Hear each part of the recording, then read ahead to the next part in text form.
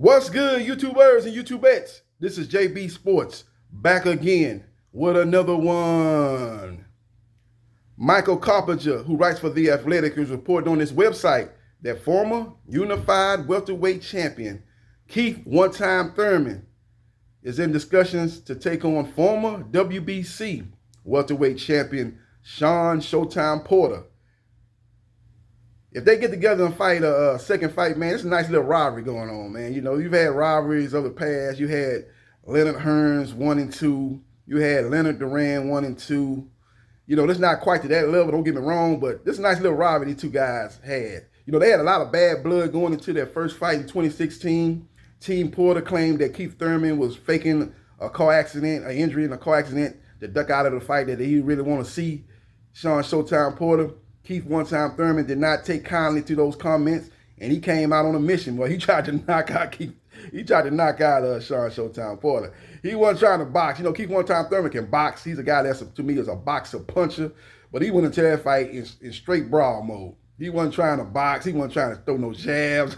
He was throwing overhand rights to Shawn Porter. He buckled Shawn Porter a couple of times in that fight. But Shawn Porter had his moment. You know, Shawn Porter is the litmus test of the welterweight division. He is the Joe Frazier of the welterweight division. He going to test you. You're going to find out how good you are. If you're on that George Foreman level where you just a hard hitter, a killer like that, you're going to get Joe Frazier up out of there. But if you like on the level of another fighter, you're going to get ate up. They call him Smoking Joe for a reason. You got to be on the level of Muhammad Ali, a guy that can take a punch, a guy that can box, a guy that has a high boxing IQ. You got to be on that level. Just like with Shawn Showtime Porter. You got to be on that Errol Spence Jr. level to handle Shawn Showtime Porter.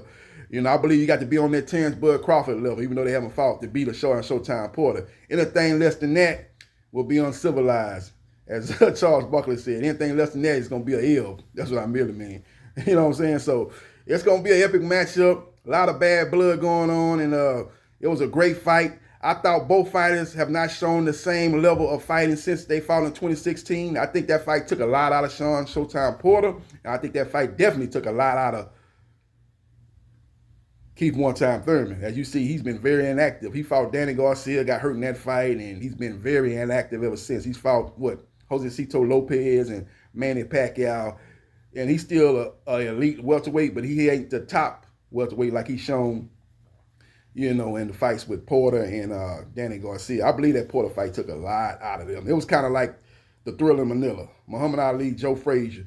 Well, Muhammad Ali said this after that fight. He said, we went in as champions, but we left as old men. I don't think it was quite to that degree, but both of those guys walked in there as one of the top guys in the welterweight division. They both came out less than what they was when they went in. Put it to you like that. I don't think it was to the extreme of Ali, Frazier, with both of them guys. I think Frazier fought once. After that, against Foreman rematch, he never fought again. Maybe he fought another fight in a draw. He fought twice after the Ali fight. Ali fought several fights after that, but he was clearly not the same fighter. And I think that was the case with the first Porter-Keith Thurman fight. Now, this is, like I say, this is a nice little rivalry going on between those two guys due to what took place before and after the first fight. And it should be an epic matchup. We will see what happens, and we will see what transpires, but hope this fight gets made. And if this fight does get made, look for it to happen on Fox pay-per-view. It won't be on Fox. Fox is pretty much now showing Fox Sports 1 level fights now.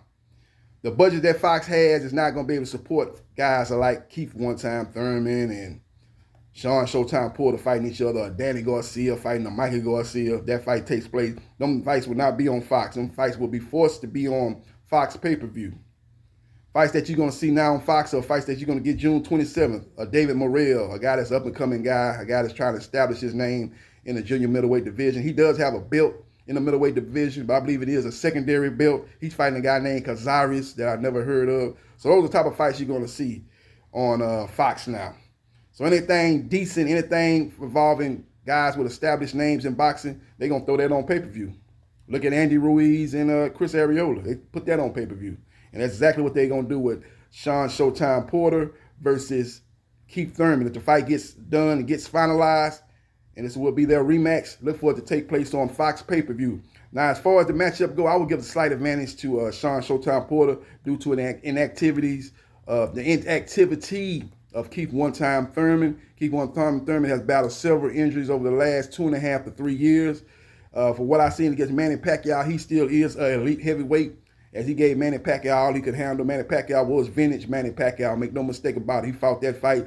That was probably the best we've seen Manny Pacquiao since the third Timothy Bradley fight. He was on that level, and Keith Thurman more than held his own. If he wouldn't have got dropped in that fight, he probably would have won that fight, as he lost that fight via split decision. So even if that Keith Thurman turns up in the Shawn Showtime Porter fight, it's going to be a good fight. It's going to be a very competitive fight.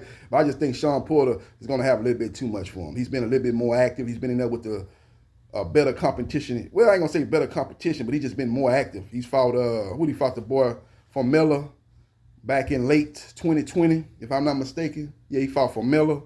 And he's just been more active recently. Then before that, he fought Errol Spence Jr., which was an epic battle.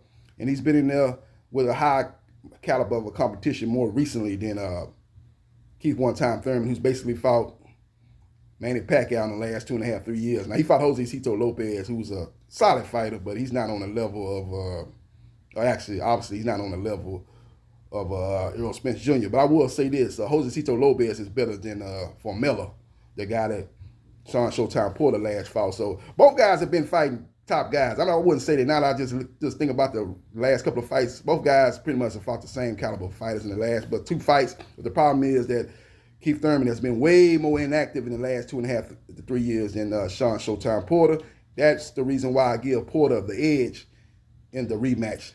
So we will see what happens, and we will see what transpires. But Keith Thurman's got to not try to fight like he fought in that first fight. He was throwing them overhand rights. He's got to try to use that jab and keep Shawn Showtime Porter on the outside. But that's easier said than done. Shawn Showtime Porter is going to force you to fight his style of fight, and he's going to do that with Keith Thurman. Keith Thurman is a guy that has great legs. He can move around the ring. He can move around and stay out of harm's way. But at this stage of his career, and like I said, due to the inactivity and not fighting a guy like Shawn Showtime Porter since 2016, actually, and to me not being the same as he was back then, I don't think he's going to have enough to keep Shawn Showtime Porter off of him. I think Shawn Showtime Porter is going to dog him out, man. I think he's going to put a lot of pressure on him. I think he's going to get him up on the ropes. He's going to work the body. He's going to make it a real grimy type of fight. And I don't think Keith Thurman, at this stage of his career, due to mostly inactivity and injury, is going to be able to hold him off enough to pull out a decision. So I'm looking for Shawn Showtime Porter actually to win this fight by decision, probably unanimous decision. I can see something like, maybe 7 rounds to 5 or 8 rounds to 4 decision win for Shawn Showtime Porter. I don't think he knocks out Keith Thurman. I just think he wins a unanimous decision over Keith Thurman. But we will see what happens. We will see what transpires. Keith Thurman has done several interviews. He basically said he don't want to do no tune-up. A lot of people say, man, you need to do a tune-up. But he says he don't want to go through this strenuous training camp to fight some tune-up, some guy that's not going to get his fire burning inside. He wants to fight the top names in the welterweight division. He called out Terrence Bud Crawford. Terrence Bud Crawford and his team said he wanted too much money. He said that wasn't the case. He said, send me an offer, and let's see if we can make it happen. But Bob Arum, being as cheap as he is, didn't want to do that. He don't believe in Bud Crawford. That's another story for another day. We all know he don't believe in him.